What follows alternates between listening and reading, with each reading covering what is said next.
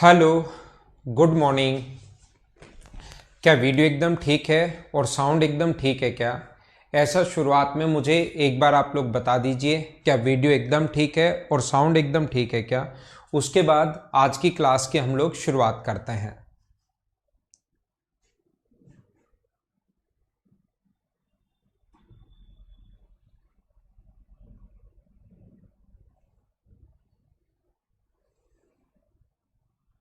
ठीक है, आइए हम लोग पढ़ते हैं कुछ चीज़ें जो मैं आप लोगों को समझाना चाह रहा था कि ये यहाँ पर अगर कभी भी ऐसा हो, जैसे आप लोगों को पिछली क्लास में मैंने बताया था, मान लो कोई भी स्विमिंग पूल अगर है और इसका हमें लंबाई और चौड़ाई एल और बी हम लोगों को दिया हुआ है, लेंथ और ब्रेथ हम लोगों को दी हुई है, लंबाई और चौड़ाई हमें गिवन है, एल और बी की वैल्यू दी हुई है, और हम लोगों से इधर गहराई थोड़ी सी कम होती है, अगर आपको पता हो तो इधर थोड़ी सी गहराई कम होगी और इधर गहराई बढ़ती भी चली जाएगी। ये जो अपने पास है इस साइड जो है उधर गहराई जो है वो बढ़ती भी चली जाएगी।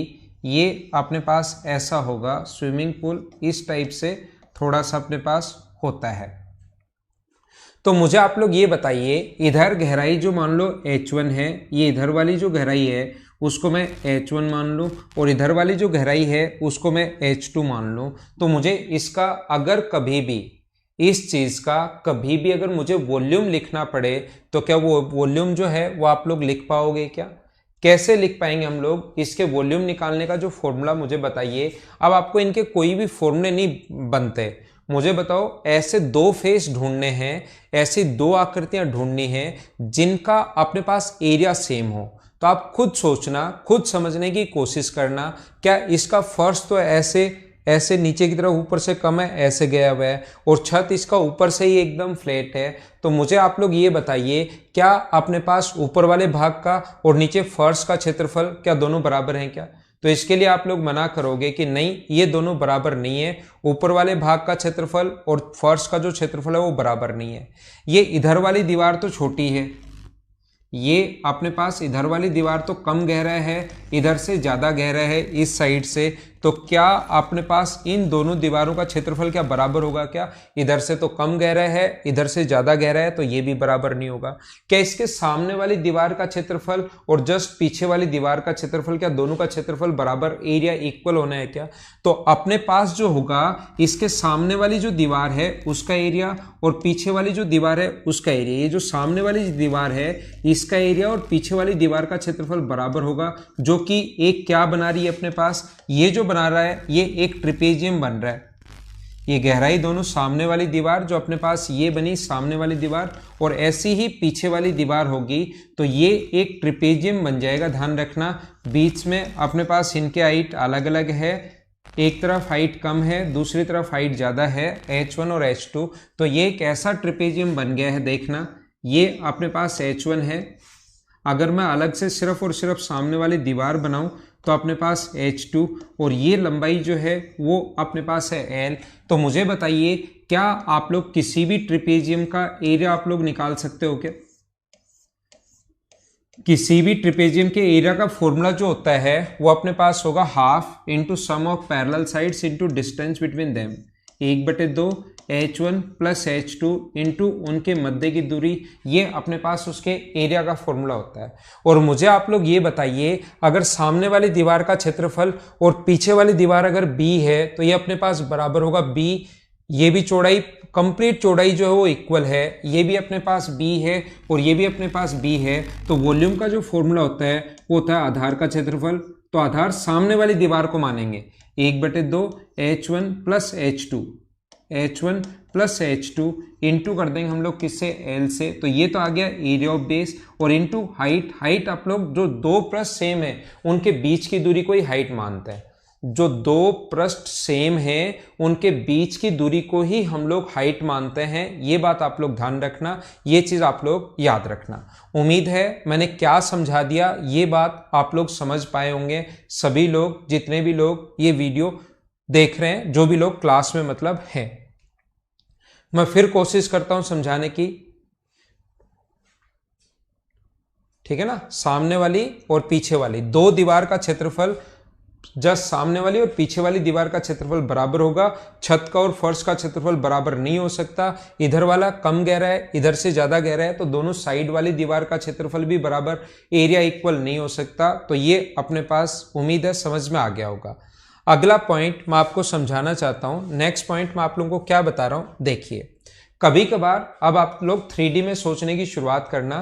कभी कभार क्वेश्चन ऐसे आ जाता है अपने पास, कभी कभार हमारे पास क्वेश्चन ऐसे आएगा, जैसे ये अपने पास मान लो ये अपने पास 5 है और ये अपने पास 3 है। अब ऊपर वाली दीवार जो बनाता है, ऊपर वाली जो दीवार है वो ऐसी बनाता है कि एक अपने पास ये तो 3 ही है, ये तो अपने पास 3 ही है, मतलब ये दोनों इक्वल देता है, ये वाला और ये वाला दोनों इक्वल देता है वो, और इसको ऐसे वो मिला देता है, यहाँ पर इसको ज्वाइन कर देगा, ऐसे वो इनको ज्वाइन कर देता है। तो ऐसी एक आकृति बनती है जिसका ये और ये तो अलग अलग है, ये 3 है और ये अपने पास 3 है। मैं आपको क्या समझाना चाह रहा हूं, सीडीएस में एक बार बना हुआ क्वेश्चन भी है, याद रखना। ऐसा कभी वो नहीं बोलता हम लोगों को, ऐसे नहीं बोलता है या ऐसे हमारे पास नहीं देता। मतलब फर्श का क्षेत्रफल अगर उसने 5 गुना 3 कहा है तो इसका क्षेत्रफल कहेगा ऊपर वाला भाग जो है वो 3 × 2 का है। ऐसे अपने पास कोई भी मिट्टी का ढेर बनाना है जिसका बेस ये है और फर्श अपने पास ये, मतलब इन दोनों में से एक सेम देगा, या तो 3 या 5, एक की वैल्यू सेम देगा, नहीं तो फिर आप लोग क्वेश्चन नहीं कर पाओगे। मैं ये बताना चाह रहा हूं, अगर बेस में कोई भी रेक्टेंगल दे दिया 5 गुना 3 का, तो ऊपर भी या तो 3 या 5, ये दोनों मतलब सेम होगा। 3 और 3 अगर है तो ये अपने पास सेम होगा। आप लोग खुद समझने की शुरुआत कीजिए। नीचे से अपने पास इतना मतलब चौड़ाई ज्यादा है और धीरे धीरे मोटाई तो सेम है, और धीरे धीरे ऊपर से इकट्ठा होता हुआ आ गया, तो मोटाई तो अपने पास 3 है, चौड़ाई जो है अपने पास, लेंथ जो है अपने पास नीचे वाले की 5 है और ऊपर वाले की 2 है, लेकिन जो भी आकृति बनी उसकी जो मोटाई है वो सेम है। 3 ऊपर से भी 3 है और नीचे से भी 3 है। उम्मीद है ये चीज आप लोग समझ पाए होंगे, ठीक है।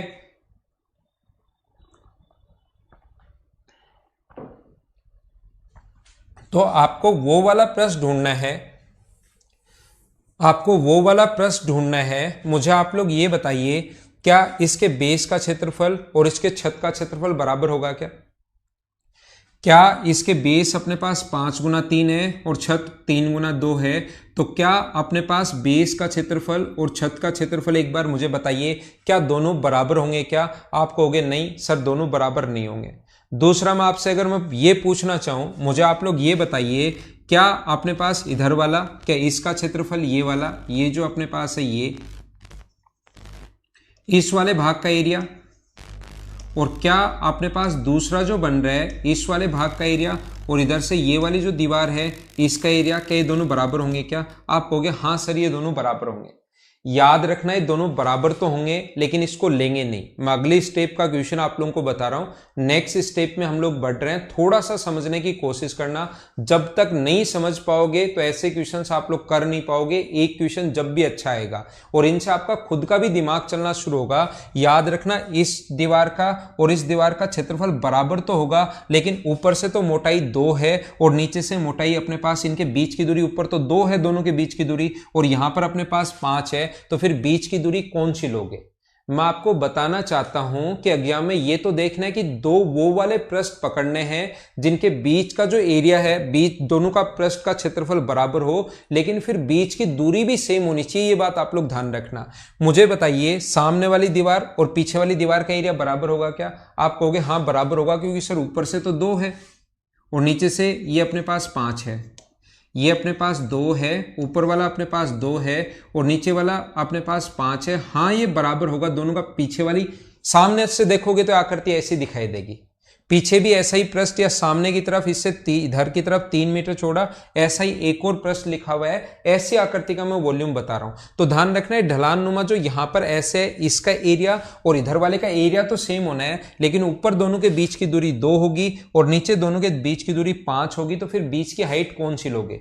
तो फिर हमें वो वाले पृष्ठ ढूंढने हैं जिनका एरिया तो इक्वल हो ही हो, साथ ही क्या हो, बीच की दूरी सेम हो। तो ये एक ऐसी आकृति है, नीचे 5 ऊपर 2, एक पृष्ठ पीछे की तरफ, एक तरफ आगे की तरफ लगा हुआ है थोड़ा सा, बोर्ड से थोड़ा सा आगे की तरफ लगा हुआ है सेम पृष्ठ, बीच की दूरी 3 है, तो सामने वाले पृष्ठ का और पीछे वाले पृष्ठ का एरिया बराबर होगा और दोनों के बीच की दूरी कितनी है, 3 है। ये बात आप लोग ध्यान रखना, ये भी 3 है और नीचे वाला भी कितना है अपने पास, 3।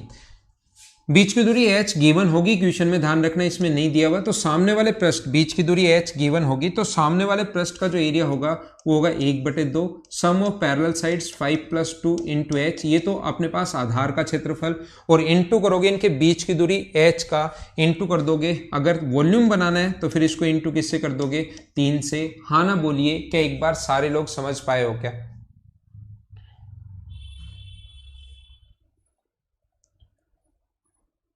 हाँ ना बोलिए, क्या एकदम ठीक है क्या? चंद्रपाल मीना सब कमेंट मेरे पास शो हो रहे हैं, लेकिन मैं सिर्फ और सिर्फ आपको पढ़ाने पर ही ध्यान दे रहा हूं, तो मैं यहाँ पर ये चीजें सिर्फ और सिर्फ मैं आपको बता रहा हूँ कि इधर वाले पृष्ठ फिर आप लोग मत लेना, ये वाले पृष्ठ और इधर वाले पृष्ठ का एरिया तो इक्वल है, लेकिन उसके फिर बीच की हाइट क्या लोगे?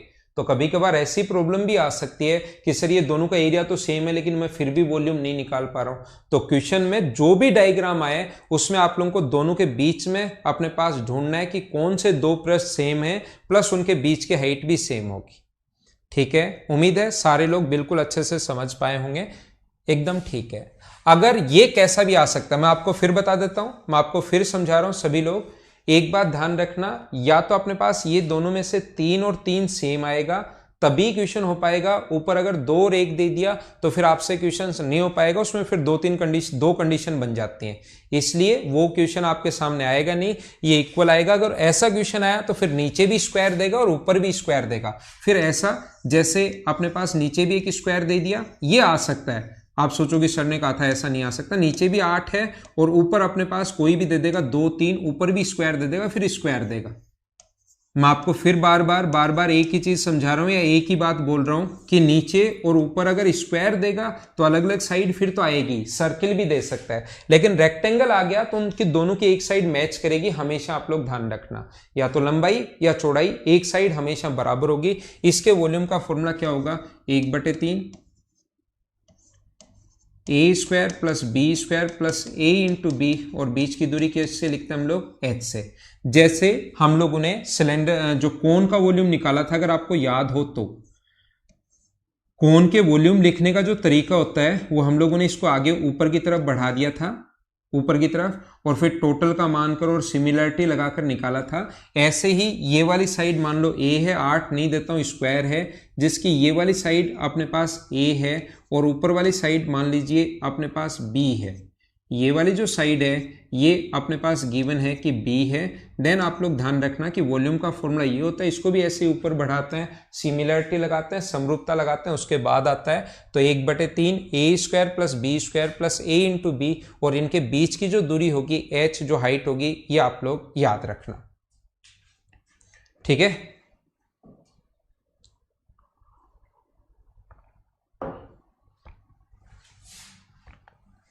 अब हम लोग पढ़ते हैं स्फेयर या गोले के बारे में। हम लोग पढ़ते हैं जो अपने पास गोला है, स्फेयर है, इसकी यहाँ से यहाँ तक रेडियस अपने पास r है, तो याद रखना इसके वॉल्यूम का जो फॉर्मूला होता है, आयतन का जो फॉर्मूला होगा, वॉल्यूम का फॉर्मूला, वो तो आप लोगों को पता ही होगा, 4/3 πr³,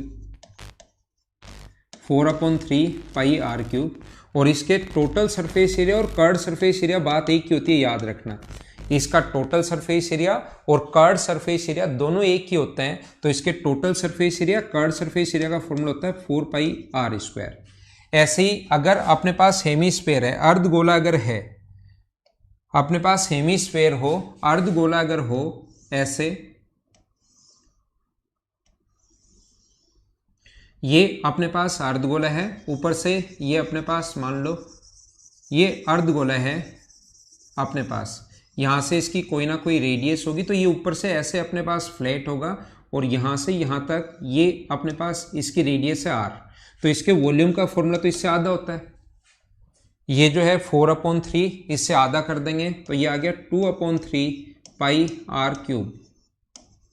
इसके कर्ड सरफेस एरिया का जो फॉर्मूला होता है, इसको बीच से आधा काटा है, ये एक बॉल क्या करती है, ध्यान रखना, सर्किल नहीं है, ये एक बॉल क्या करती है, इसको हम लोगों ने क्या किया, यहाँ से आधा काट दिया, तो अपने पास 4πr² की जगह कितना होगा, 2πr²।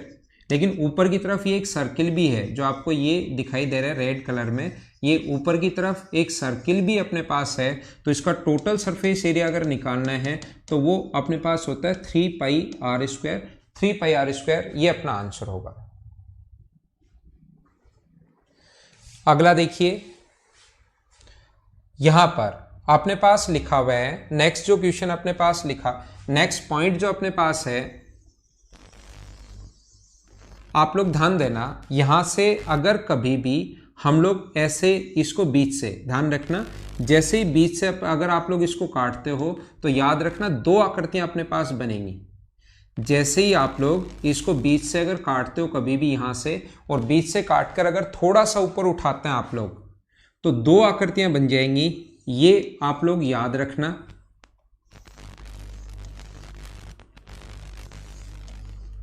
ऐसे मैं बीच से काटकर थोड़ा सा ऊपर उठाता हूं और आपको सही दिखाई दे, इसलिए दो डायग्राम बन जाएंगे।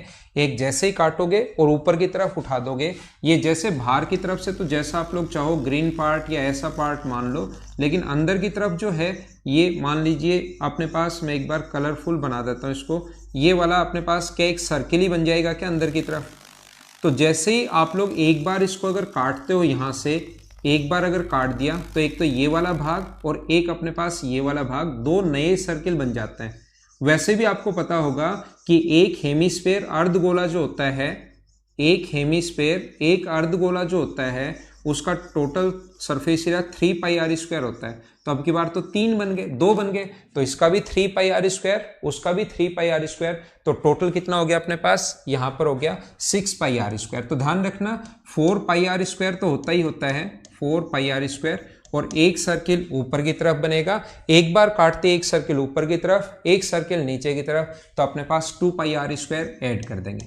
तो ये चीज तो वैसे भी आपको पता, आप कहोगे सर एक कप हमें पता है 3πr² होता है, अब दो बन गए तो इंटू कर देंगे हम लोग दो से, तो वैसे ही आंसर आ जाएगा 6πr²।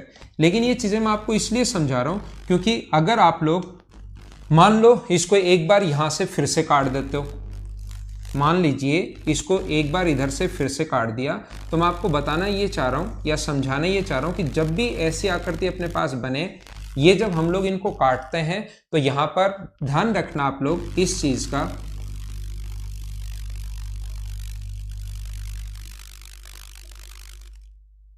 ये चीजें आप लोग थोड़ा सा ध्यान रखना, ये चीज कि जैसे ही आप लोग इसको काटोगे यहां पर, तो चार आकृतियां जो अपने पास बनेंगी, चार आकृतियां जो बनती हैं अपने पास, ठीक है ना, ये चार आकृतियों में दो सर्किल अपने पास यहां पर देखना, मैं आपको बताना ये चाह रहा हूं कि जैसे आप लोग इसको काटते हो, मान लीजिए ऐसे, तो अपने पास ये जो चार आकृतियां बनेंगी, इनका जो एक का क्षेत्रफल होगा, एक का जो एरिया होगा, नीचे की तरफ आधा सर्किल, तो ये अपने पास ये रहा, ठीक है ना, पहले से ही था आधा सर्किल, तो जैसे ही बीच से काटोगे आधा सर्किल पहले से है। क्या आपने जैसे ही इनको यहां से काटा और चार पार्ट अगर कर दिए, तो मुझे बताइए अब की बार आधा सर्किल इसके साथ ऊपर के वाले के साथ होगा और आधा सर्किल यहां पर होगा, जो टोटल होगा ये वाला जो पार्ट टोटल होगा वो तो क्या अपने पास आधा सर्किल इसके साथ है।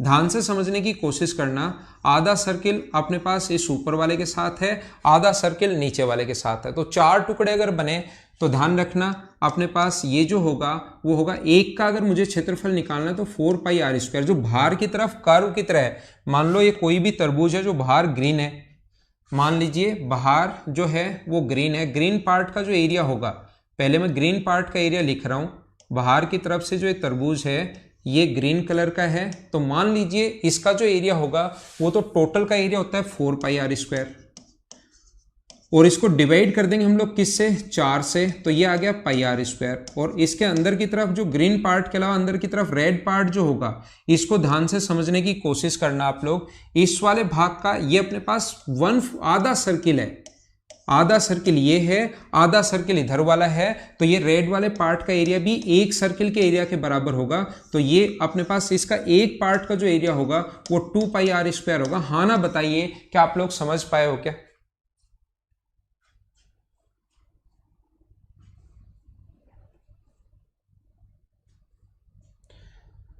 हाँ ना बोलिए, क्या सारे लोग ढंग से अच्छे से समझ पा रहे हो क्या कि मैं क्या समझा रहा हूं? एक बार हाँ ना बोलो, फिर मैं इसको एक बार और काटता हूं।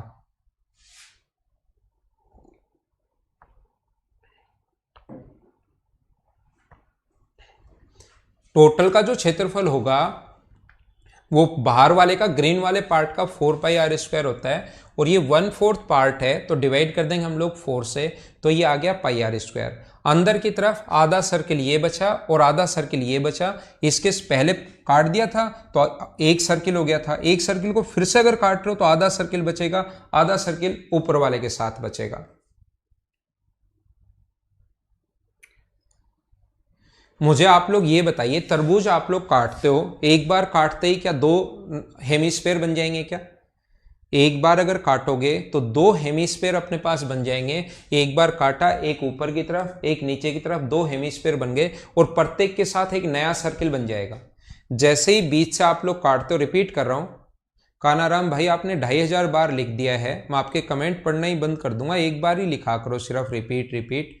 तो मैं आपको क्या कह रहा हूं कि बीच से अपने पास काट दिया और फिर क्या दो नए सर्किल बन जाएंगे क्या? तरबूज सोचो, जैसे ही ग्रीन कलर का है, जैसे ही बीच से काटोगे तो ये जो रेड कलर के दो आप लोगों को नए सर्किल बन जाएंगे। लेकिन फिर से अगर एक कट और मार देते हो, इसको बोलते हैं हम लोग अक्स एक्सिस, इसको बोलते हैं हम लोग वाई एक्सिस। एक बार अक्स एक्सिस के थ्रू फिर इसके परपेंडिकुलर एक और कट मार दोगे तो ये पूरा एक सर्किल था जुड़ा हुआ, कंप्लीट एक सर्किल था। ये अगर जोड़ोगे तो एक कंप्लीट, ये और ये मिलकर एक सर्किल था। तो जैसे ही आधा बीच से काटोगे तो ये इधर भी आधा सर्किल चला गया, इधर भी आधा सर्किल चला गया। मैं एक भाग की बात कर रहा हूं, ठीक है। मैं आध कंप्लीट जैसे ही बीच से उसको काटा था, किसी को भी बीच से जब काटा था उसको यहां से, तो दो सर्किल आपके पास नए बने थे। ये दो सर्किल बन गए थे, ये वाले जो हैं अपने पास दो नए सर्किल बन गए थे, ये वाला अपने पास सर्किल बन गया था, एक सर्किल। अब मुझे बताओ, इस पार्ट को मैं फिर से बीच से काट दूं, यहां से बीच से काट के डायग्राम तो ऐसे बनेगा, तो क्या इधर अपने पास ये जो व्हाइट वाला बनेगा, क्या ये अपने पास ओनली और ओनली ग्रीन पार्ट बचेगा क्या? तो ये अपने पास बच जाएगा ग्रीन पार्ट। यही चीज मैं आपको समझाना चाह रहा हूं। अब मैं आपको क्या कह रहा हूं,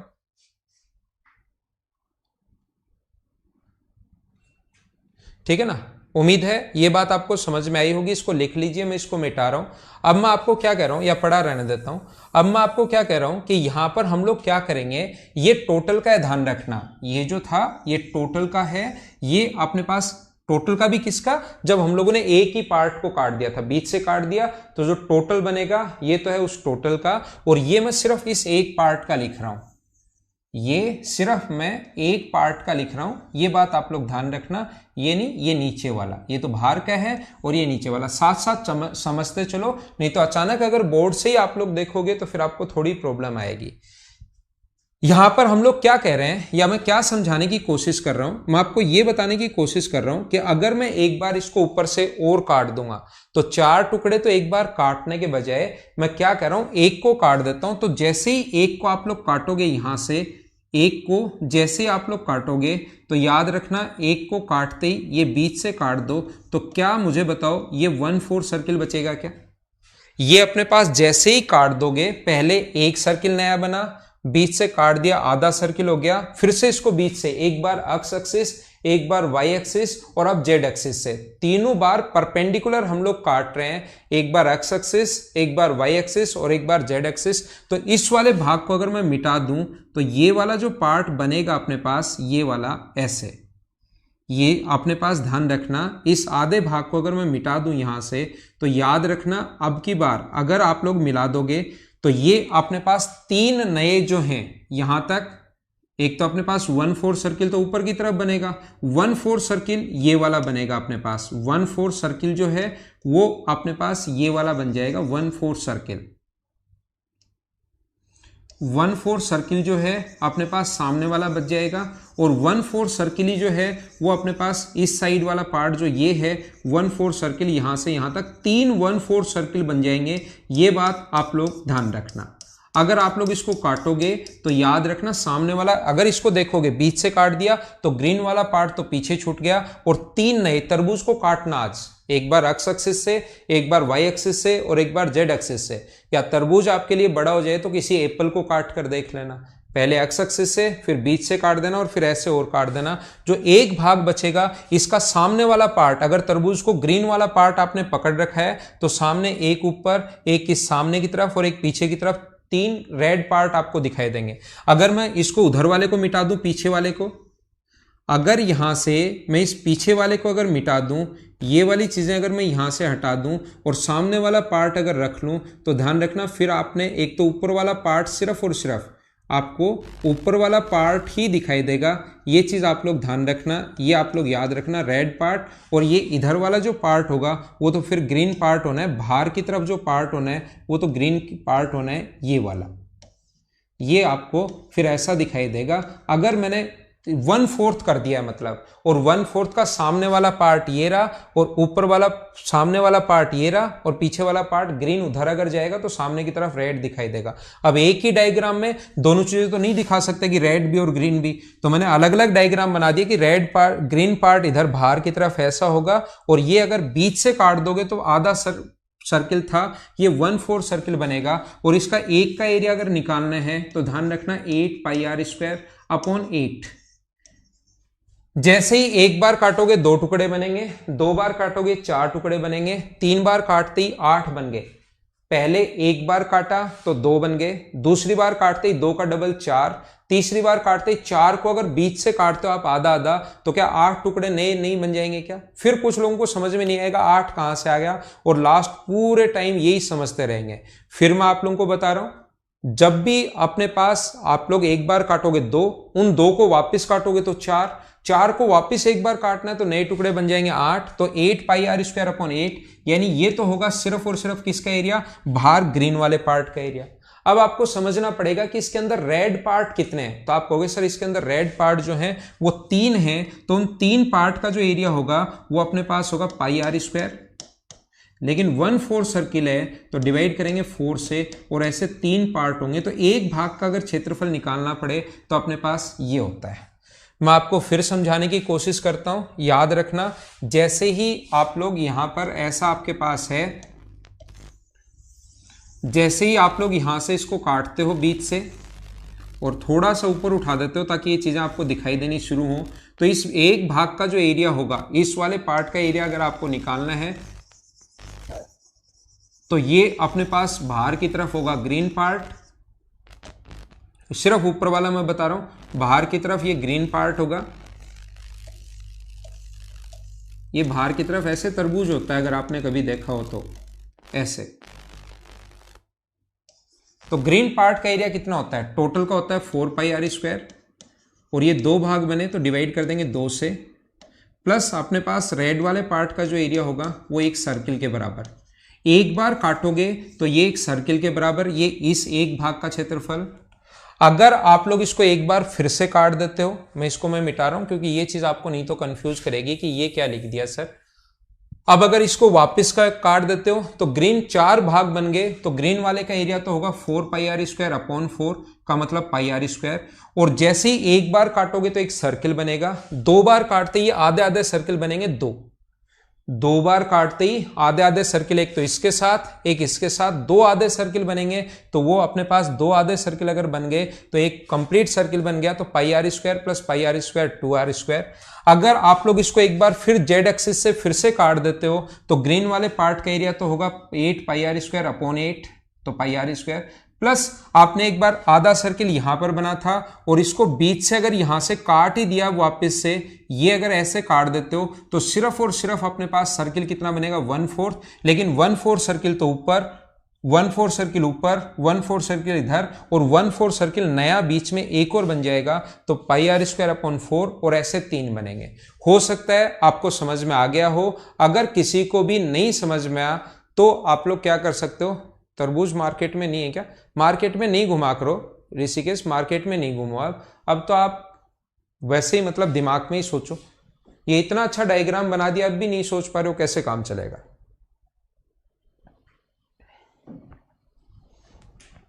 कोरोना काल में मार्केट में नहीं घूमो आप। देखो अपने पास एक सेमी सर्किल है, अर्धवर्त अगर है देखना, नहीं अपने पास एक हेमिस्फीयर है, अपने पास एक हेमिस्फीयर है, ये लो ऐसे। तो मुझे आप लोग ये बताइए, इसके अंदर की तरफ अगर हम लोग कोई भी क्यूब रख दें, इसके अंदर की तरफ कोई भी हम लोगों ने क्यूब रख दिया, तो क्यूब यहां तो मुझे पता है कि टच नहीं करेगा। जो हम लोग क्यूब रखेंगे वो हमें पता है कि यहां तो टच नहीं करेगा, लेकिन इस क्यूब के चारों कोने मैक्सिमम साइड का अगर क्यूब रखेंगे, तो आप सोचो एक कटोरे के अंदर अपने पास एक क्यूब रखना है, तो क्यूब के ऊपर वाले मैक्सिमम साइड का अगर यहां पर इतना बड़ा ले लिया कि वो इनके ही अगर टच करने लग जाए, तब तो वो अंदर जाएगा ही नहीं। ऐसा क्यूब रखना है मैक्सिमम साइड का जो पूरी तरह से इसके अंदर की तरफ फिट हो जाए। तो मुझे आप लोग ये बताइए, क्या अपने पास यहां पर ऐसा जब नीचे वाले जो चार कोने हैं, क्या वो उसके इस पृष्ठ को टच करते रहेंगे क्या? एक बार बताओ मुझे। नीचे वाले चार कोने उसको जाकर उस पृष्ठ को टच करेंगे क्या? ये बात मुझे बताइए, क्या एकदम सही बोल रहा हूं क्या? यानी कि मैं क्या बता रहा हूं, क्या ये कोना अगर टच करेगा तो इसके यहां से सेंटर से, इसके सेंटर से और यहां तक की जो दूरी है उसको क्या मैं उसकी रेडियस कैपिटल आर बोल सकता हूं क्या?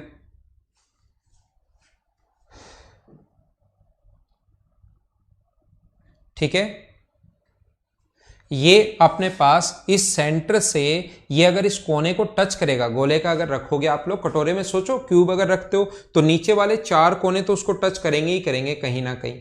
तो जैसे ही उसको टच करेंगे तो इसके सेंटर से इसके इस कोने तक की दूरी क्या कैपिटल आर होगी क्या? और यहां से यहां तक इसकी साइड अगर मैं एक बार ए मान लूं, तो यहां से यहां तक की जो दूरी होगी वो तो अपने पास ए ही होनी है। इसके ऊपर वाले मिड पॉइंट से नीचे वाले मिड पॉइंट तक की दूरी तो ए ही होनी है, लेकिन यहां से यहां तक की जो डिस्टेंस होगी वो क्या ए अपॉन रूट टू होगी क्या? वो ए अपॉन रूट टू क्यों होगी? अब बात इस पर आती है, ध्यान रखना। कोई भी अगर अपने पास क्यूब है, कोई भी अगर अपने पास क्यूब अगर है, तो हमें पता है कि उसके एक पृष्ठ का जो क्षेत्रफल होता है, ये जो क्यूब हम लोगों ने बनाया है, इसका कोई भी एक पृष्ठ का जो क्षेत्रफल होगा, ये हम लोगों ने ऐसे जो क्यूब बनाया है, ठीक है ना, क्यूब बनाओ एक, मान लो ऐसे हम लोग एक क्यूब बनाते हैं, तो उसके एक पृष्ठ का जो क्षेत्रफल होगा, बेस का अगर एक पृष्ठ का क्षेत्रफल तो ए स्क्वायर होगा, लेकिन एक पृष्ठ का जो डायगोनल होगा वो मुझे बताइए क्या रूट टू ए होता है क्या?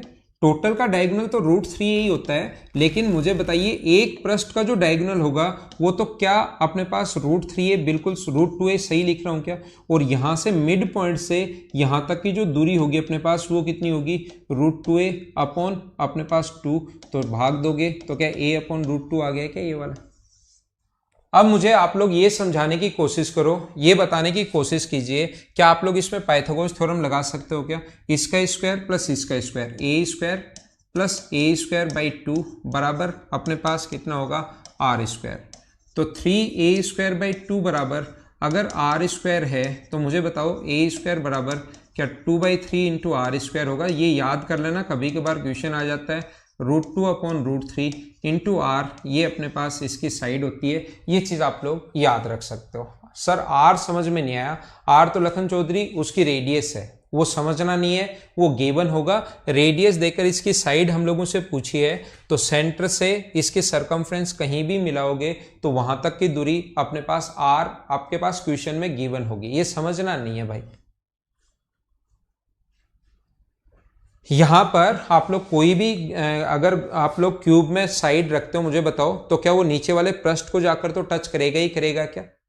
आप लोग ये सोचने की कोशिश करो, गोला जो है यहां पर अपने पास अगर छोटा सर्किल है, ये गोला अगर ऐसे है, इस प्रकार से है, तो याद रखना आप लोग ये जो पृष्ठ है ये इसको टच करते रहेंगे गोले को।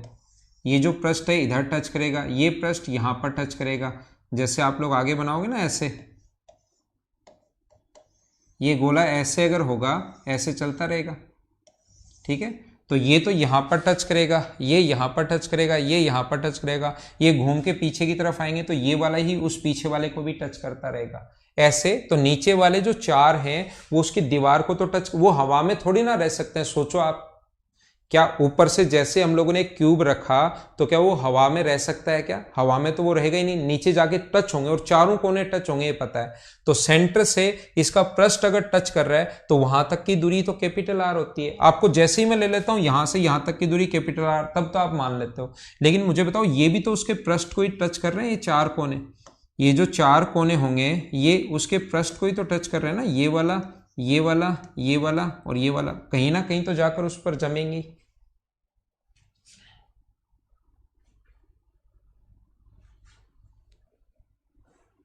वो 4πr² होगा क्या? हाँ, 4πr² ही तो लिखा है मैंने।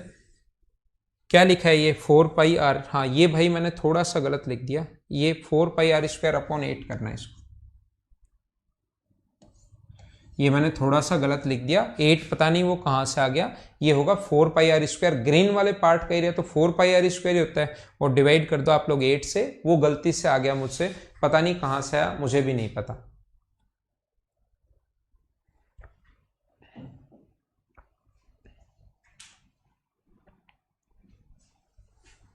ठीक है, आगे चले,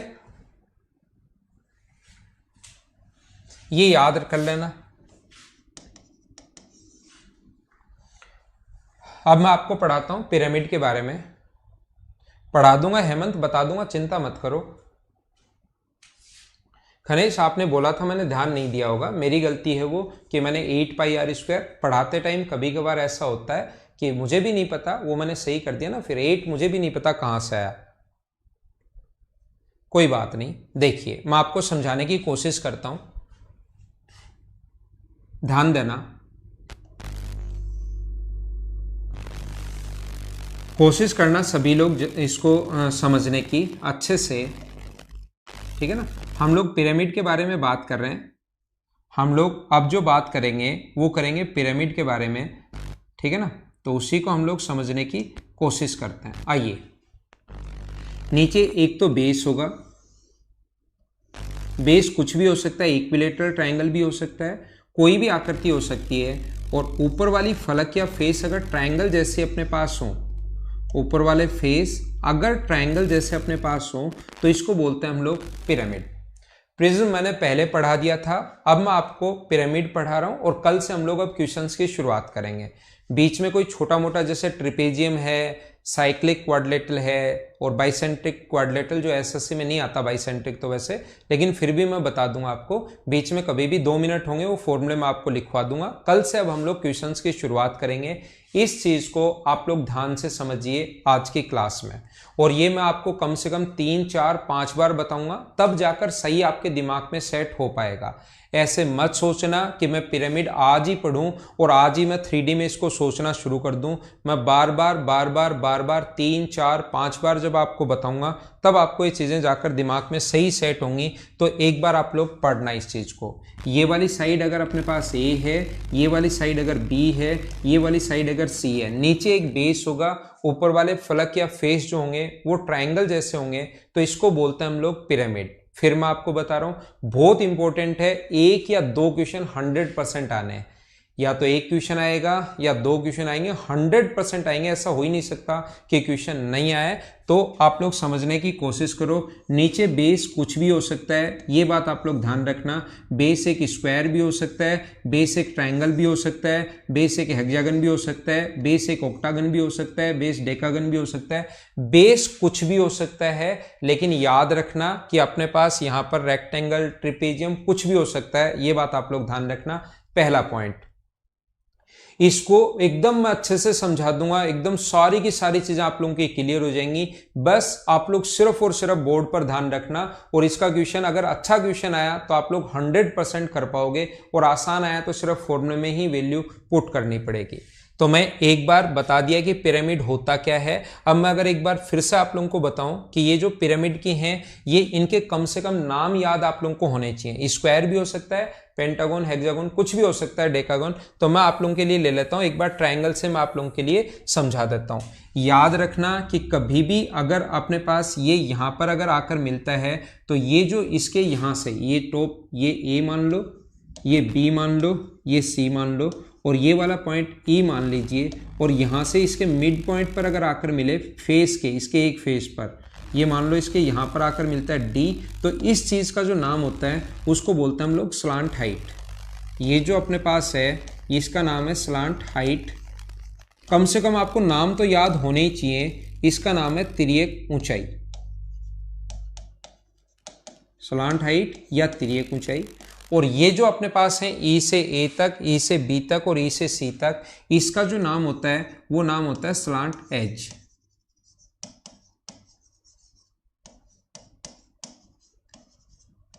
तिर्यक कोर या किनारा बात एक ही है भाई, ये बात ध्यान रखना। स्लांट एज, तिर्यक कोर या किनारा, ये अपने पास बात एक ही है। यहां से अगर अपने पास कोई भी पॉइंट बीच में अगर आकर मिले, इसके यहां पर अगर आकर मिलता है इसके ग्रेविटी सेंटर जी पर, अगर कोई भी पॉइंट यहां पर बीच में अगर आकर मिलती है इसकी मेन हाइट, तो इसको बोलते हैं इसकी ऊंचाई या मेन हाइट। फिर से समझना, ध्यान देना, 100% आपके दिमाग में ये क्या होता है, किस टाइप से, कौन सी लाइन, और इसका कितना भी टफ क्वेश्चन बन जाए उसको आप लोग खुद ही करना शुरू कर दोगे। जितना चाहे उतना अच्छा क्वेश्चन बना ले, लेकिन इसको एक बार ध्यान से समझना कि होता क्या है। जिस रूम में आप लोग बैठे हो उसको चारों तरफ देखो एक बार, जहां पर आप बैठे हो उसके ऊपर बीच में फैन लगा हुआ होगा। अगर जिस रूम में आप बैठे हो उसके नीचे जो 4 कोने हैं उससे अगर 4 रस्सियां उस फैन से बांध दी जाएं तो उसको बोलते हैं हम लोग पिरामिड। ये जो 4 रस्सियां हैं और नीचे जो फर्श है, इनसे जो ये फेस बने 5, आपका बेस क्या होगा, एक स्क्वायर या एक रेक्टेंगल जैसा होगा। और ये जो 4 रस्सियां बांध दी जाए 4 नीचे वाले कोने से फैन से, तो ये एक पिरामिड बन जाएगा। अब कुछ लोगों के दिमाग में चलते चलते आ जाता है सर फैन तो चल रहा है तो रस्सियां एकदम ऐसे हो जाएंगी, तो ऐसे ही उल्टी सुल्टी चीजें दिमाग में मत लाओ, सिर्फ जो मैं समझाना चाहता हूं उसको समझिए आप लोग। तो यहां पर मुझे आप लोग ये बताइए, ये समझाने की कोशिश कीजिए, ये जो 4 रस्सियां आपने बांधी हैं इनका नाम होता है स्लांट एज या तिर्यक कोर। मैं फिर बता देता हूं क्योंकि क्वेश्चन में वहां डायग्राम बनकर नहीं आता, वहां पर इन चीजों के नाम ही आते हैं और फिर आपको यही नहीं पता होता कि कौन सी चीज को क्या बोलते हैं। एक रस्सी, एक, जैसे पंकज ने कहा छत पे बैठा हूं, वो इमेजिन नहीं कर पा रहा है, एक रस्सी अगर फैन से हम लोग सीधा नीचे की तरफ फर्श पर अगर बांध दें, फैन से सीधा नीचे की तरफ फर्श पर अगर बांधें तो उसका नाम होता है, ये नाम होता है उसका हाइट। उसका जो नाम होगा वो अपने पास क्या होगा, इसका नाम होगा अपने पास हाइट। और यहां पर एक रस्सी अगर डायरेक्ट हम लोग उसके मिड पॉइंट से, दीवार के जो नीचे वाला जो कोना है उसके मिड पॉइंट से, जो फैन बंधा हुआ है उससे जस्ट एक रस्सी नीचे बांधी उसको हाइट बोलते हैं, 4 कोने से बांधी उसको स्लांट हाइट। लेकिन जो एक कोना आपके ये है और एक कोना ये, इसके मिड पॉइंट पर अगर कोई भी रस्सी बांध दी जाए तो उस चीज को बोलते हैं हम लोग उसकी स्लांट हाइट या तिर्यक ऊंचाई। ठीक है, अब आप लोग समझने की शुरुआत करना, कोशिश करना, मैं आप लोगों को पढ़ाता हूं। मैंने सबसे पहले बताया कि कौन सी चीज का क्या नाम होता है, सबसे पहले सिर्फ ये बताया। अब मैं थोड़ा सा आपका इसका बेसिक स्ट्रॉन्ग करता हूं, देखना आप लोग ये बात ध्यान रखना, इस चीज को आप लोग समझ लेना, पहचान लेना ये बात आप लोग। कभी भी अगर अपने पास ऐसे, ध्यान दो, ये अपने पास एक ट्रायंगल है ए बी और सी, और ऊपर ये पॉइंट ई है, ई से बी पर, ई से सी पर और ई से ए पर अगर बांध दिया जाए तो ये अपने पास होता है, ये पॉइंट ई मान लो। अगर हम लोग 2D में सोचें तो याद रखना, ध्यान रखना, यहाँ पर ऐसा है ए बी और सी, ये अपने पास एक ट्रायंगल है जिसकी ये साइड ए मान लो, ये साइड बी मान लो और ये साइड आप लोग सी मान लो। यहाँ पर ये अपने पास पॉइंट जी मान लो, और यहाँ पर ये जो ऊपर की तरफ पॉइंट है ये पॉइंट है ई। ई से छत पे जो बैठा है पंकज वो भी देख लो भाई, ई से ए पर, ई से बी पर और ई से सी पर अगर बांध दिया जाए तो ये अपने पास होते हैं इसकी स्लांट एज। ये जो मेन मार्कर जो है ये इसकी हाइट होती है, यहाँ पर ये इसकी हाइट है, और आप लोग यहाँ से इसके मिड पॉइंट पर, इसके मिड पॉइंट पर और इसके मिड पॉइंट पर अगर बांध दिया जाए तो ये है इसकी स्लांट एज। याद रखना, इसके जो पृष्ठ होते हैं अपने पास वो ट्रायंगुलर होते हैं, इसके जो पृष्ठ होंगे वो अपने पास ट्रायंगुलर होंगे। ये वाली साइड ए मान लो, ये वाली साइड बी मान लो और ये वाली साइड सी मान लो। मान लो यहाँ से यहाँ तक की जो दूरी है इसकी हाइट जो है ये स्लांट हाइट, ये वाली, ये मान लो L1 है, ये मान लीजिए L1 है। तो मुझे आप लोग ये बताओ इस वाले पृष्ठ का क्षेत्रफल क्या होगा, इस वाले जो पृष्ठ का जो क्षेत्रफल होता है वो मुझे बताइए क्या होगा। एक बार बताओ सारे लोग मिलकर। किसी भी ट्रायंगल का एरिया क्या होता है? किसी भी ट्रायंगल के एरिया का फॉर्मूला होता है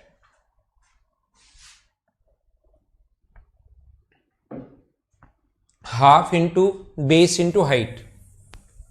तो मुझे बताइए इस ट्रायंगल के लिए बेस तो ए है, इस ट्रायंगल के लिए बेस तो ए है और हाइट है L1। इस ट्रायंगल के लिए बेस तो ए है और स्लांट हाइट कितनी है? L1। तो मुझे बताओ इस चीज को, ये जो L1 है ना, ध्यान से सुनना मैं क्या बोल रहा हूं। ये जो L1 है इसको हम लोग उस पिरामिड की तो स्लांट हाइट बोलेंगे, लेकिन क्या इस ट्रायंगल के लिए तो हाइट का काम कर रही है क्या?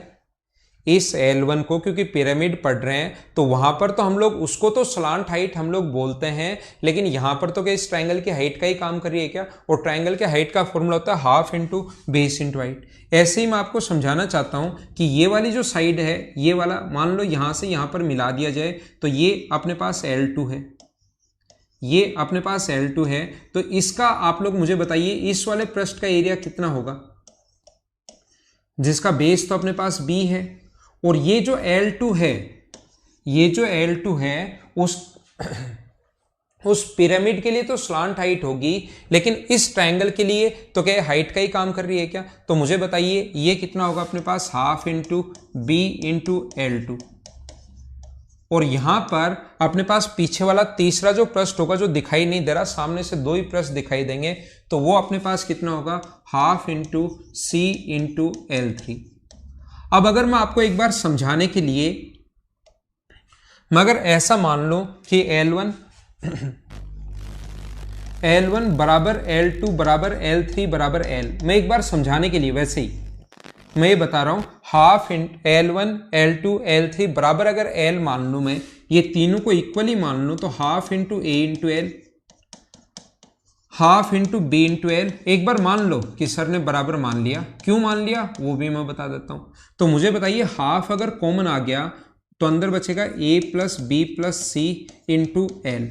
अगर 4 होता तो a plus B plus C plus D होता, ये 5 होते तो a plus B plus C plus D plus E होता, 6 होता तो f तक आ जाता। लेकिन मुझे ये बताओ a प्लस बी प्लस सी के आधार का परिमाप ही है क्या?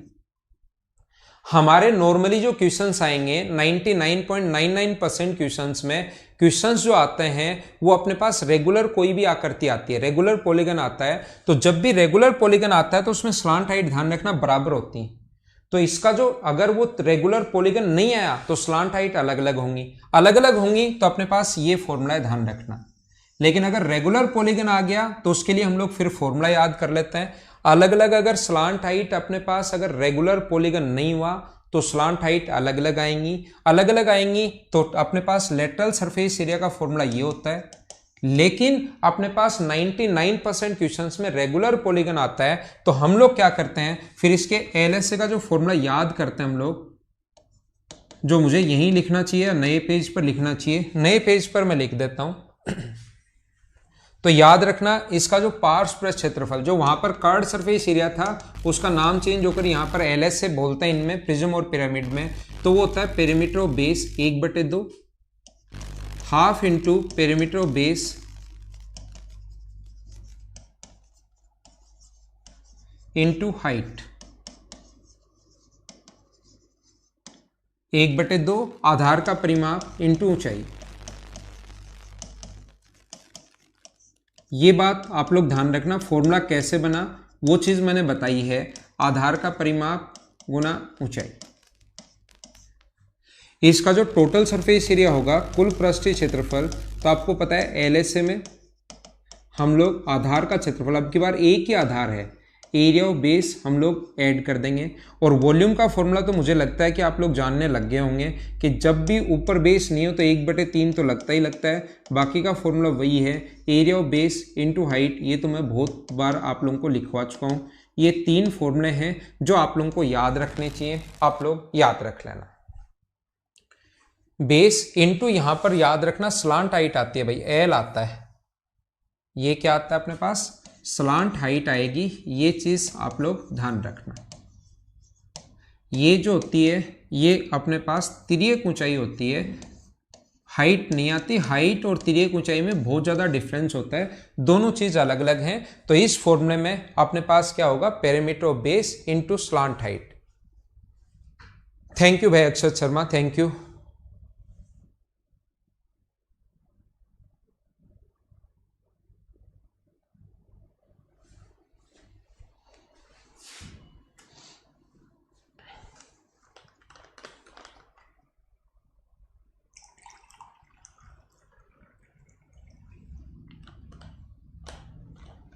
ठीक है,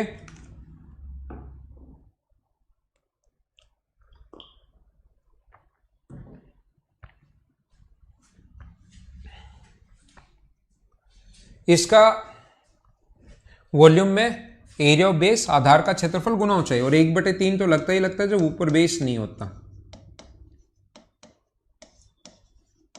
और इसमें स्लांट हाइट नहीं होती, इसमें मेन हाइट ही होती है, ऊंचाई ही होती है।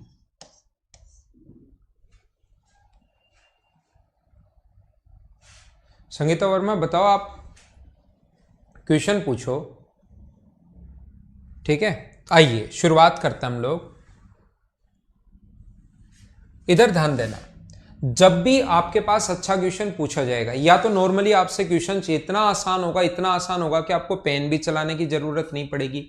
लेकिन कभी भी अगर अच्छा क्वेश्चन पूछा तो उसमें बेस अपने पास 4 ही आ सकते हैं, या तो इक्विलेटरल ट्रायंगल आएगा, या स्क्वायर आएगा, या रेक्टेंगल आएगा, या हेक्सागन आएगा। अगर आपसे अच्छे क्वेश्चंस पूछे गए तो सिर्फ और सिर्फ 4 ही बेस पूछ सकता है, नहीं इनके अलावा जब भी आ जाए तो तुरंत सोच लेना कि क्वेश्चन इतना आसान है जिसमें मुझे सिर्फ और सिर्फ कैलकुलेशन करनी है, बाकी इसमें कोई भी दिमाग नहीं लगाना। ठीक है, तो देखो सबसे पहले मैं बात कर रहा हूं, अगर बेस एक इक्विलेटरल ट्रायंगल आ जाए तो, और इसको आप लोग बहुत ध्यान से समझना, अगर बेस एक इक्विलेटरल ट्रायंगल आ जाए, संभव त्रिभुज अगर आ जाए तो इस चीज को आप लोग बहुत बहुत बहुत ज्यादा ध्यान से समझना। तो यहां पर अपने पास ये जो पॉइंट है, ये लो, इस पॉइंट को मैंने ई नाम दे दिया, ये वाला जो पॉइंट है वो अपने पास ई है। अगर हम लोग यहां से इसके मिड पॉइंट को अगर मिला दें, ये यहां से इसके मिड पॉइंट को अगर मिला दें, तो ये वाला पॉइंट मान लो अपने पास डी है, इसकी साइड अगर ए थी, ये अपने पास इसके 3 बेस की साइड, ये अपने पास अगर ए है तो ये मिड पॉइंट पर आकर मिलेगा कितना, a/2। मैं इस पृष्ठ की बात कर रहा हूं, ध्यान देना।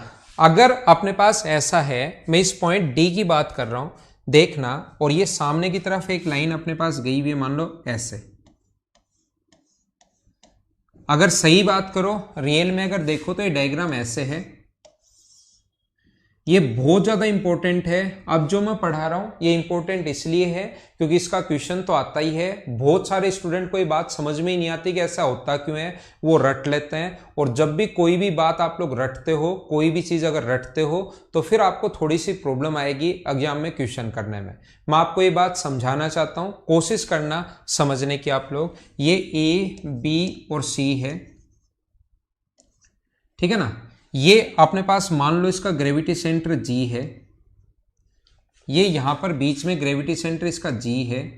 जी पर अगर हम लोग ये मार्कर ऐसे लगा दें, ये जो मार्कर है इसको हम लोग ऐसे अगर लगा दें, ये ऊपर वाला पॉइंट ई है, ई से ए को, ई से बी को और ई से सी को बांध दिया जाए तो ये स्लांट हाइट है। यहां पर इसके मिड पॉइंट को, इसके मिड पॉइंट को, ई से ए को, फिर बोल रहा हूं मैं बीच बीच में, पता नहीं कभी कभार गलती कर देता हूं, ई से ए को, ई से बी को और ई से सी को अगर बांध दिया जाए तो ये अपने पास स्लांट एज है, तिर्यक कोर है, ध्यान रखना। और यहां पर इसके मिड पॉइंट को, इसके मिड पॉइंट को और इसके मिड पॉइंट को बांध दिया जाए तो ये स्लांट हाइट है। और ये मार्कर जो है वो अपने पास मेन हाइट है। उम्मीद है ये बात मैं अच्छे से आप लोगों को समझा पा रहा हूँ। मैं इस डी पॉइंट की बात कर रहा हूं, यहां पर जो डी पॉइंट बनेगा, याद रखना अपने पास इस डी पॉइंट की मैं अगर बात करूं तो ध्यान से समझने की कोशिश करना। मान लो मैं डी पॉइंट की बात कर रहा हूं, ये अपने पास दोनों जो पॉइंट हैं ये अपने पास यहां पर डी पॉइंट है, ठीक है ना। ये अपने पास यहां पर अपने पास डी पॉइंट है और इसके साथ डी पॉइंट से 3 लाइन गई हुई है। एक अपने पास ये है, मान लो ऐसे, क्या मैं दिखाई तो आपको सही दे रहा है क्या। डी पॉइंट पर 3 लाइन है, ये वाली लाइन जो है BC है, ये जो पेन है ये लाइन BC है। सामने की तरफ जो ये मार्कर गया हुआ है ये अपने पास DA है और ऊपर से ये स्लांट हाइट अपने पास ऐसे है। मुझे आप लोग ये समझाने की कोशिश करो, ये बताने की कोशिश करो कि यहाँ पर, या ये मार्कर मान लो तीसरा, ये अपने पास तीसरा अपने पास साइड BC है, तो सारे लोग ये बताने की कोशिश करो, या ये मान लो ये अपने पास चिपक जाएगा तो ये ठीक है। ये वाली जो साइड है अपने पास एक साइड BC है, एक पॉइंट अपने पास ऊपर से आया हुआ है, E से आया हुआ है, और सामने की तरफ ये एक और जो मार्कर है वो साइड आप लोग मान लो ये अपने पास साइड BDA है। मैं समझाना चाह रहा हूं आप लोगों को कि जो ये मार्कर है थोड़ा सा ऊपर वाली जो हाइट आएगी स्लांट हाइट ये झुकी हुई होगी, तो सामने वाली साइड के साथ DA के साथ क्या 90 डिग्री का कोण बनाएगी क्या? मुझे बताओ। आप कहोगे सर नहीं बनाएगी। अगर ऐसे एकदम ऐसे होता तो 90 डिग्री का कोण बना लेती, लेकिन सामने की तरफ झुकी हुई है तो अपने पास 90 डिग्री का कोण यहां पर, ये इधर 90 डिग्री का कोण नहीं बनाएगी। मैं क्या समझा रहा हूं फिर से देखना। ये अपने पास एक जो साइड है इसकी वो अपने पास BC साइड है, ऊपर से साइड वही है, ये पॉइंट D है, ये ऊपर वाली अपने पास हाइट है, तो क्या सामने वाला ये जो होगा, ये जो मार्कर ब्लैक वाले के साथ क्या अपने पास 90 डिग्री का कोण बनाएगा क्या? स्लांट हाइट झुकी हुई है, 90 डिग्री का कोण नहीं बनाता। ये याद रखना, सामने वाले के साथ तो 90 डिग्री का कोण नहीं बनाएगा, लेकिन इसको कितना भी झुका लो आप लोग अपनी साथ वाली साइड के साथ, इसके साथ इसको आगे की तरफ कितना भी झुका लीजिए, इस मार्कर को आगे की तरफ कितना भी झुका लो, अपनी साथ वाली साइड जो है BC के साथ, ये जो सामने तो 90 डिग्री का कोण नहीं बनता, लेकिन मैं आपको ये बताना चाह रहा हूं कि इसके साथ यहां पर जो कोण बनता है वो क्या हमेशा 90 डिग्री होगा क्या? तो ये इसकी स्लांट हाइट L है, ये अपने पास A है और ये स्लांट एज है, तो ये वाला जो इसके फेस पर एक राइट एंगल ट्रायंगल बन जाता है, मैं ये बताना चाह रहा हूं। इसके फेस पर ये अपने पास सामने वाली के साथ मिटा दो, वो तो चीजें मैंने आपको समझाने के लिए आपको बताई हैं। मैं आपको बता रहा हूं यहां पर जो इसके पास ये जो होता है ये अपने साइड वाले के साथ यहां पर कोण बनाता है 90 डिग्री, तो इसका एक इंपॉर्टेंट फॉर्मूला होता है इक्विलेटरल ट्रायंगल अगर आ जाए तो स्लांट हाइट के स्क्वायर में, क्या मैं बता रहा हूं, स्लांट हाइट के स्क्वायर में अगर आप लोग साइड बाई 2 का स्क्वायर, A/2 का स्क्वायर अगर ऐड करते हो तो हमेशा किसका स्क्वायर आ जाएगा? स्लांट एज का स्क्वायर आ जाएगा। ये बात आप लोग ध्यान रखना, इस चीज को याद रखना, बहुत इंपॉर्टेंट है। बहुत सारे लोग समझ नहीं पाते, लेकिन मुझे उम्मीद है मैं आपको समझा पाया हूंगा। ये जो अपने पास साइड है ये वाला पॉइंट अपने पास D में बना रहा हूं, ये दो मार्कर है अपने पास। ये वाले जो साइड है ये मैंने अपने पास बनाई है BC, तो ये आप लोग आगे की तरफ झुकी, स्लांट हाइट थोड़ी ऐसे तो होगी क्योंकि नीचे तो बेस ट्रायंगल है, ऊपर से ऐसे मिला हुआ है, तो स्लांट हाइट आगे की तरफ ऐसे झुकी हुई होगी, तो सामने वाली जो साइड गई यहां से D से A तक, उसके साथ तो 90 डिग्री का कोण नहीं बना पाएगी। लेकिन मुझे बताओ इसको कितना भी झुका लो आप लोग, क्या साथ वाले के साथ तो 90 डिग्री का कोण होगा ही होगा क्या? उम्मीद है आप लोग अच्छे से समझ पाए होंगे इस चीज को। दूसरा, ध्यान देना, कोशिश करना सीखने की, मैं सही तरीके से आप लोगों को बताता हूं। एक तो ये चीज आप लोग ध्यान रखना। दूसरा, अपने पास ये मैंने सिर्फ और सिर्फ एक पृष्ठ पर बनाया भाई, अभी इसके अंदर नहीं घुसा हूं मैं, सिर्फ पृष्ठ पर काम कर रहा हूं, इसके एक फेस पर काम कर रहा हूं, किसी भी एक फेस पर। ठीक है मैं समझ में आ गया। अब मैं आपको क्या बताना चाह रहा हूं कि कभी भी अगर ऐसा हो, कभी भी अपने पास ये अगर ऐसा हो, ये A है, ये B है और ये C है, और ये अपने पास पॉइंट मान लो E है, इसको इसने ऐसे मिलाया है, ये अपने पास इसकी स्लांट हाइट है। देखना ये यहां से यहां तक जो है वो इसकी स्लांट हाइट है, ये पॉइंट D मान लो, और अंदर की तरफ अगर हम लोग बात करें, ये जो हाइट आकर मिलेगी ये हमेशा ग्रेविटी सेंटर पर आकर मिलती है। ये वाला अपने पास मान लो इसकी मेन हाइट है, यहां से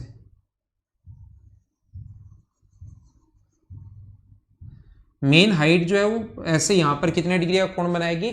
90 डिग्री का कोण बनाएगी। क्यों? देखो समझना, ये 3D के डायग्राम चल रहे हैं, ये 3D के डायग्राम हैं, ये A B C, ये पॉइंट अपने पास D है और ये अपने पास ग्रेविटी सेंटर है। जो आज मैंने पढ़ाया है, जिन लोगों का मेंसुरेशन थोड़ा सा वीक हो, आज जो मैंने पढ़ाया उसको आप लोग वापस देखना 2-3 बार।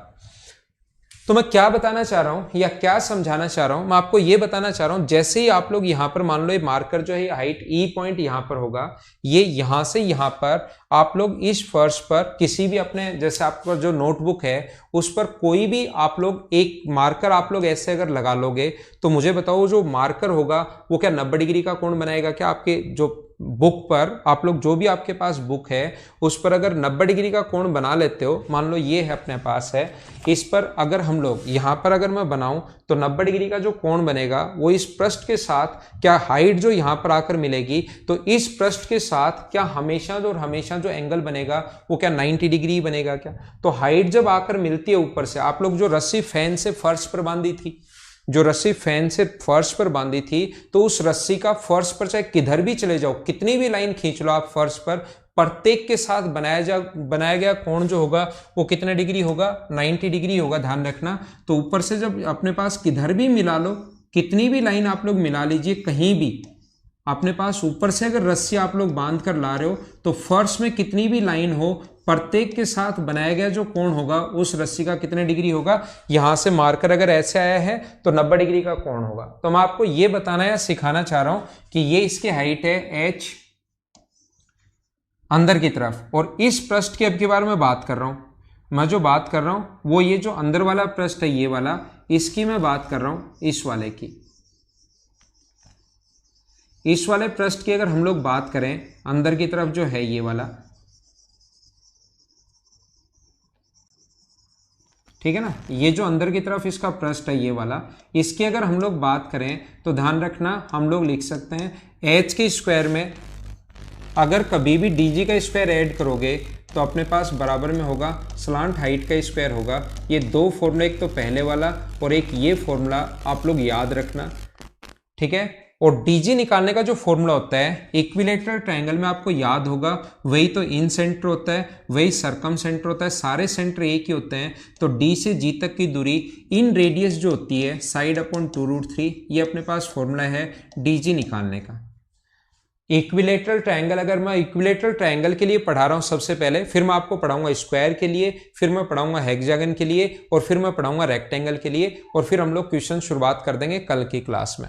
तो यहां पर मैं क्या कह रहा था, आपको क्या बता रहा था, मैं कह रहा हूं कि इक्विलेटरल ट्रायंगल में वही ग्रेविटी सेंटर, वही इन सेंटर, वही सरकम सेंटर, सारे सेंटर वही एक ही जगह होते हैं। तो यहां से यहां तक की दूरी क्या अंतर्वृत्त की त्रिज्या के बराबर ही होगी क्या? तो याद कर लो, या तो इन रेडियस का जो फॉर्मूला पहले बता कर आए वो आपको याद होगा, या याद कर लो कि dg निकालने का जो फॉर्मूला होता है वो होता है साइड अपॉन 2√3। ये अपने पास dg निकालने का फॉर्मूला होगा साइड अपॉन 2√3, ये आप लोग याद रख लेना। हाँ, बेस एक इक्विलेटरल ट्रायंगल है, बेस जो है वो एक इक्विलेटरल ट्रायंगल है, ये बात आप लोग ध्यान रखना, इस चीज को आप लोग याद रखना, ठीक है। आगे मिलते हैं अगली क्लास में, आज के लिए सिर्फ इतना ही। Okay, thank you, bye bye, take care. घर के अंदर रहना और पढ़ाई आप लोग करते रहना। ये दो फॉर्मूले जो इक्विलेटरल ट्रायंगल के लिए मैंने बताए हैं इनको आप लोग याद रखना।